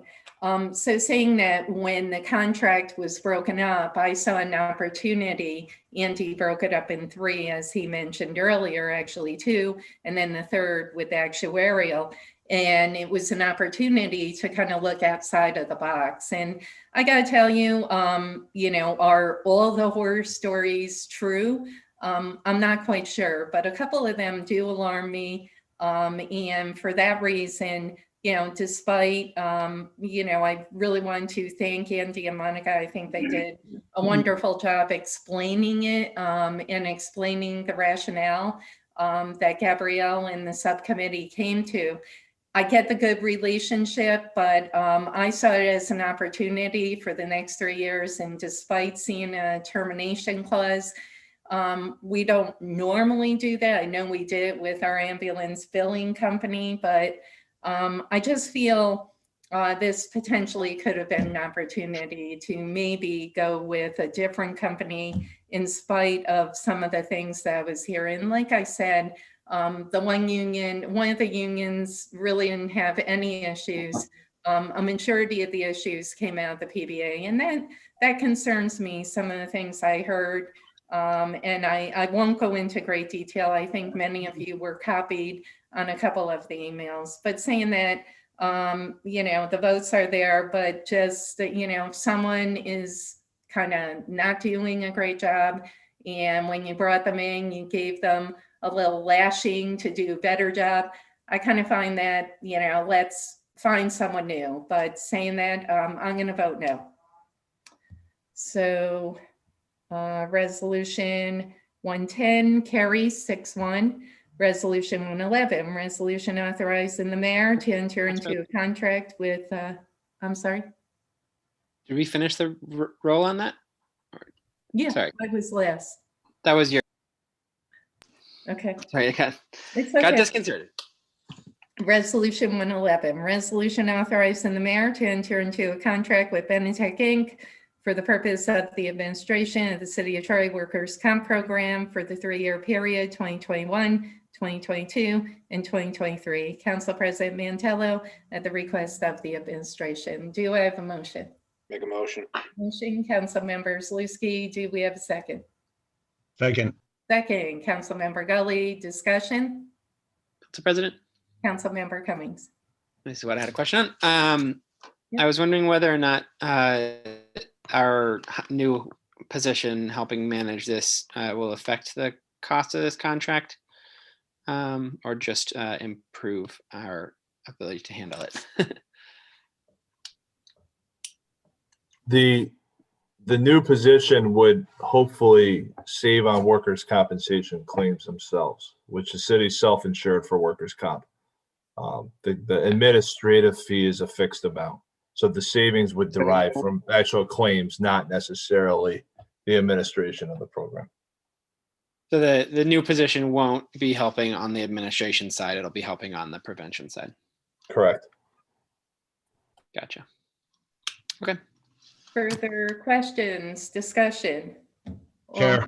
Oh, sorry, Councilmember Gully. Most of the union leaders that I talk to and union people that I talk to, the comp area was their most aggressive concern based on, slow paperwork and some issues with it affecting people's financial background. We had a great conversation with the deputy mayor and the comptroller, and I think we expressed that pretty well. We were concerned about that. And what I was surprised to hear is that Gabrielle and Andy had sat down for over 2 hours with Benetech and had drilled them on those concerns. I know that in the beginning, I was looking for a different company also, because I said, there's got to be somebody out there that can bring this service to us. And it's not inexpensive. It's $56,000 a year to have them handle our comp claims. So, I had asked and expressed that I think that we need to make sure that we keep an eye on them and we watch these focus points to improve that service as we go along. I like the fact that they've been inundated with us for years. I'm frustrated that we still have these ongoing issues that should be cleared up through each stage as we move forward. And I'm glad to see that you two and whoever else was in there worked very hard to try to get Benetech to understand they need to do a better job for our employees. And I just hope that moving forward that you guys will be on top of this to handle these claims. And I know a lot of times you might not even hear about them, but that'll be expressed enough to the workers and the union reps that you guys need to hear about this first so you can take care of it. So I want to thank you for grilling Benetech at the table and giving them the idea of what we expect out of them. And I like that cancellation policy. Termination is a scary thing, but it can be useful when a company's not holding up their end of the bargain for the amount of money that we're paying them. So I just want to say thank you to the committee that went in there, and hopefully your grilling will work and our problems will lessen. Thank you. Thanks, Councilmember Gully.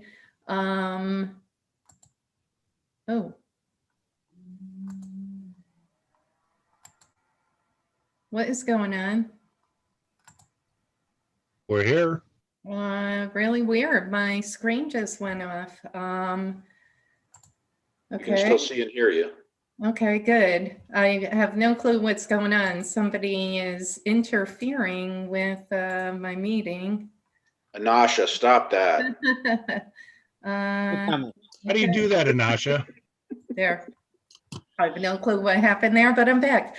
I came off on my end. Sorry about that. I really hate these Zooms. I had a quick question. I did notice, and I didn't see this the other day, Andy, what is the other fees? I see that they're being proposed to get the 46K, and then it says 10 grand for other fees. What's the other fees?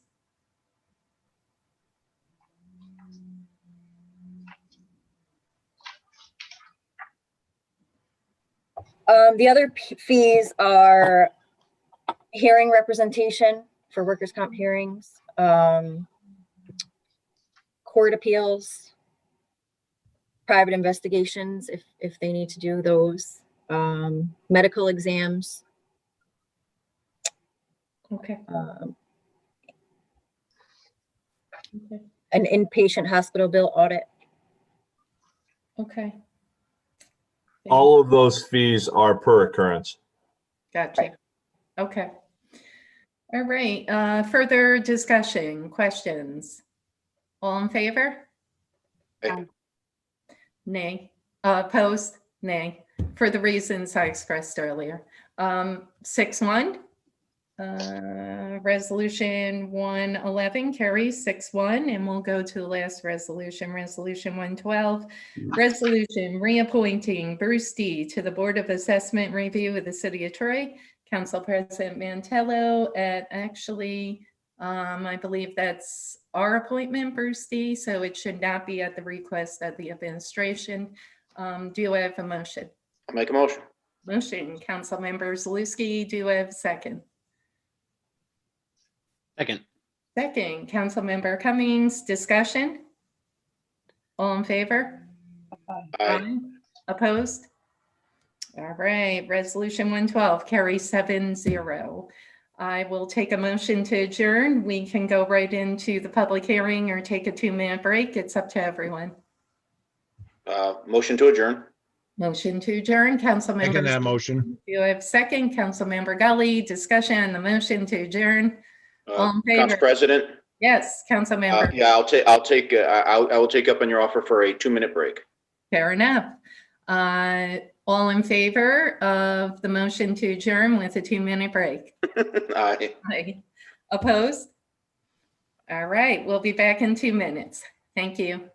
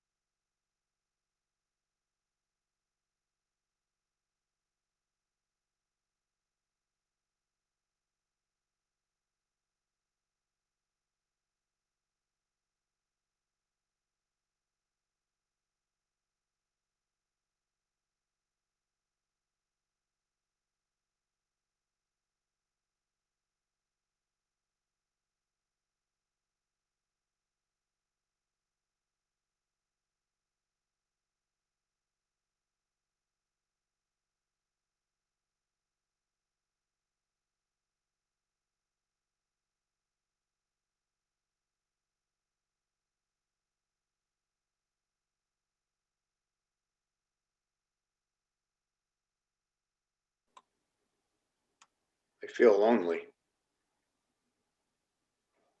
Me too, Ken. I'm still here, you guys just can't see me. I'm here too. I heard you, mister. I was here too. All right. We'll just wait on the others. Let's get this rolling. And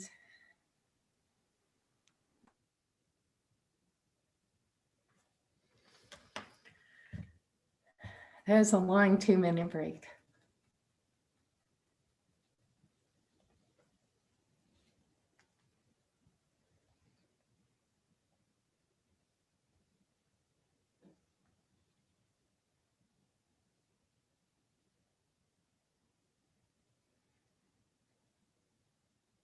Mara, are the 4 folks who signed up waiting? I have 3 people signed up. I just sent you a chat with the list of the order. Thank you so much. Thanks.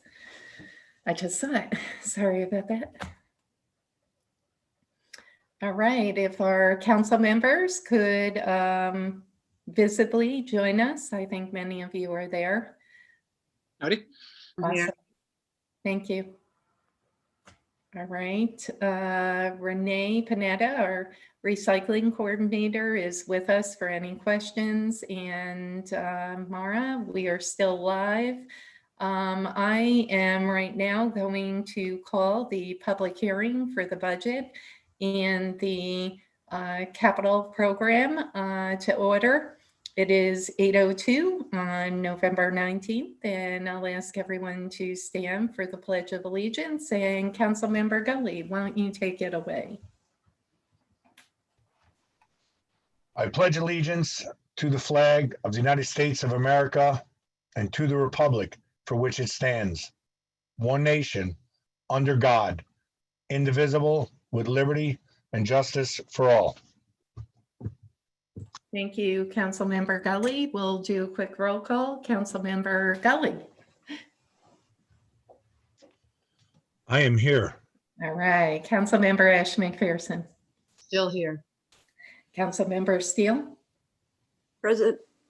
Councilmember Cummings. Present. Councilmember Zaluski. Here. Councilmember McDermott.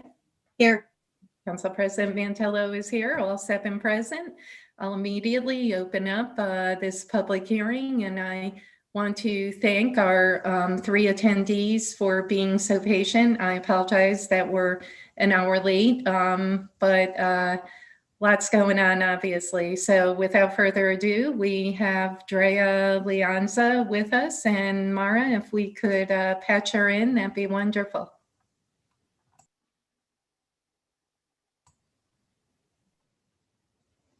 Hi, Drea. Thank you for being so patient. I know it was a long wait. We'd love to hear what you have to say. Floor is yours. Okay, can you hear me now? We sure can. Oh, Yep. great. Okay. Good evening, everybody. I wanted to talk about the pay-as-you-throw garbage program. I know that there's been some, like, I don't know if heated is the word, but there's certainly been some discussion about it. I'm very much in favor of it. I think we really need to do some good education and outreach around it. I think it's overall going to be very advantageous, both for the city and for city residents. The effect has been shown for this kind of program has been shown to actually reduce the amount of garbage being taken to the landfill. So that's the ultimate goal of this.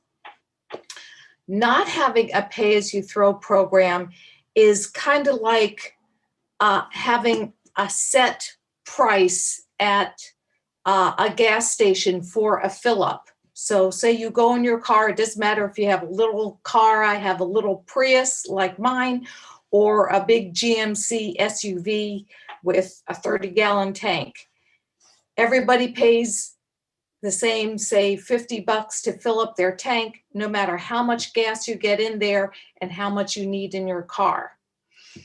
What this will do is encourage people to have larger cars, use more gas, put more carbon into the atmosphere. in order to encourage less use of gas, making it advantageous to have a smaller, more efficient car by making it less expensive is a good way to go, because people always go according to their pocket. So if they want to have less of a garbage charge, if they produce less garbage, they won't have to pay as much. And this will make it advantageous for the city of Troy, because you will end up with less garbage going into the landfill, and also having people pay less money for their garbage to be picked up. So I think that with a good program of education and outreach, that we can get more support for this as we go down the road. And does anybody have any questions on this that I can answer? Well, thank you very much for joining. Thank us. you. Thank you very, very much. We'll now open it up for Marie Gavazzi. Marie, thank you so much for joining us, and we welcome you and thank you for your patience. Thank you. I wanted to speak on pay as you throw, and I wanted to say that when experiencing a fiscal crisis, a municipality can react by 1, increasing revenues by raising taxes and fees, or reducing expenses. Several years ago, Troy chose to raise revenue by establishing a garbage fee. At that time, Troy Zero Waste advocated for the introduction of a bag pay-as-you-throw system, which typically reduces tipping fees by 35%. The failure to do so has already cost the taxpayers about $1 million. Once again, you're faced with a similar decision. And once again, it appears you're going to further burden taxpayers by increasing the garbage fee by a 14 to 26% increase for the coming year. I would also like to ask that you reconsider this decision. Thank you. Thank you very, very much, Marie. We appreciate you joining us. And, next Tuesday will be the various votes on budget items and the budget as a whole. So thank you for joining us. Next, we have Dave Kersner. Mara will patch in Dave. Dave, thank you for joining us. And once again, I apologize and thank you for being patient.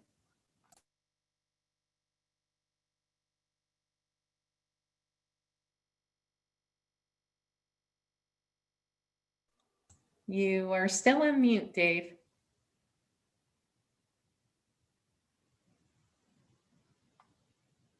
Hello? I love Zoom. Dave? Mara, is there something maybe on our end, or we lost Dave? Yeah, I don't know if he disconnected or logged off. I'm not sure, but I lost him. We'll wait a couple minutes just in case he tries to patch back in.